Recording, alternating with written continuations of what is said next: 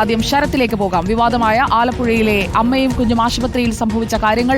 Sarath S, good evening. നമ്മൾ പുറത്തു കൊണ്ടുവന്ന വാർത്ത, അതിന്മേൽ ആ കുടുംബത്തിനായി അന്വേഷണം ഇപ്പോൾ നടക്കുകയാണ്. കുടുംബത്തിന്റെ ഈ ജനിതക വൈകല്യം കണ്ടെത്തിയില്ല എന്നുള്ള പരാതി ഗൗരവമായി തന്നെ പരിശോധിക്കാൻ സർക്കാർ തീരുമാനിച്ചിരിക്കുകയാണ്. നമ്മൾ ഈ വാർത്തയിലൂടെ കടന്നു പോകുമ്പോൾ ഇതൊരു ഒറ്റപ്പെട്ട സംഭവമാണോ എന്നതാണ് നമ്മൾ ഈ ലൈവ് തോണിൽ പരിശോധിക്കുന്നത്. ശരത്ത്, ഇന്ന് ആ കുടുംബവുമായി ഏറ്റവും കൂടുതൽ സംസാരിച്ചത് ശരത്താണ്. അവർക്കുണ്ടായ ഒരു അവഗണന അത് ആശുപത്രിയിൽ നിന്ന് തന്നെയല്ലേ പ്രാഥമികമായും നേരിട്ടിരിക്കുന്നത്?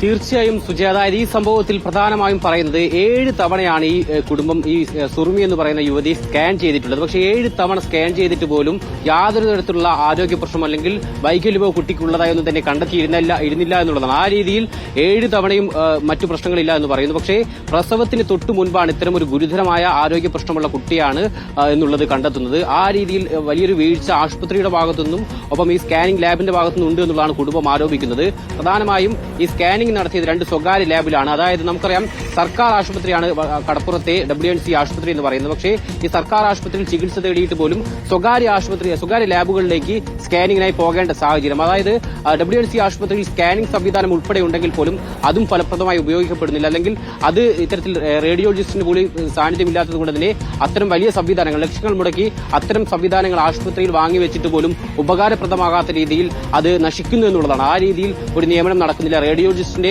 നിയമനം നടക്കാത്തതാണ് ഇത്തരത്തിൽ ഈ കുടുംബത്തിന് പോലും പുറത്ത് അല്ലെങ്കിൽ സ്വകാര്യ ലാബിലേക്ക് പോയി സ്കാൻ ചെയ്യേണ്ട സാഹചര്യം വന്നത്.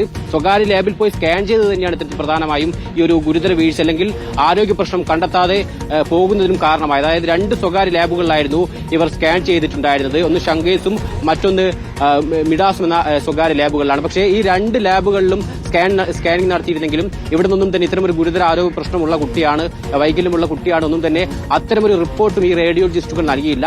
ഈ റിപ്പോർട്ട് പരിശോധിച്ച ഡോക്ടർമാർക്കും ഇത് കണ്ടെത്താൻ കഴിഞ്ഞില്ല. ആ രീതിയിൽ ഗുരുതരമായ പ്രശ്നം ലാബിന്റെ ഭാഗത്തുനിന്നും ഇത് പരിശോധിച്ച ഡോക്ടർമാർക്കും സംഭവിച്ചിട്ടുണ്ട് എന്ന് തന്നെയാണ് പറയുന്നത്. എന്തായാലും വലിയ പ്രശ്നത്തിന് പ്രധാന കാരണം ഈ പറഞ്ഞതുപോലെ സർക്കാർ സംവിധാനങ്ങളുടെ പരാജയം തന്നെയാണ്. കൃത്യമായ രീതിയിൽ ഇത്തരം സ്കാനിംഗ് സംവിധാനങ്ങൾ ആശുപത്രിയിൽ ഉണ്ടായിട്ട് പോലും അത് ഉപയോഗിക്കപ്പെടാൻ സാധിക്കുന്നില്ല. അത് നശിക്കുന്നു. ഒപ്പം ഇത്തരം ഗുരുതര പ്രശ്നങ്ങൾ ഇതിന്റെ ഭാഗമായി സ്വകാര്യ ലാബുകളിലേക്ക് പോകുമ്പോൾ ഉണ്ടാകുന്നു എന്നുള്ളതാണ്. എന്തായാലും ഈ കുട്ടിയുടെ ആരോഗ്യനില എന്ന് പറയുന്നത് വളരെ ഗുരുതരമാണ്. ചെവിയും കണ്ണും യഥാസ്ഥാനത്തല്ല, വായ തുറക്കാൻ കഴിയുന്നില്ല, ഭക്ഷണം കഴിക്കാൻ കഴിയില്ല. ഇപ്പോൾ നിലവിൽ ട്യൂബ് വഴിയാണ് കുട്ടിക്ക് മുലപ്പാൽ പോലും കൊടുക്കുന്നത്. ശ്വാസകോശത്തിന് ദ്വാരമുണ്ട്. ഇതൊന്നും എന്തുകൊണ്ട് പരിശോധനയിൽ കണ്ടെത്തിയില്ല? ആ ഒരു വലിയ ചോദ്യമാണ് ശരത്ത് ആലപ്പുഴയിൽ നിന്നുകൊണ്ട് നമ്മളോട് ചോദിക്കുന്നത്. നമ്മൾ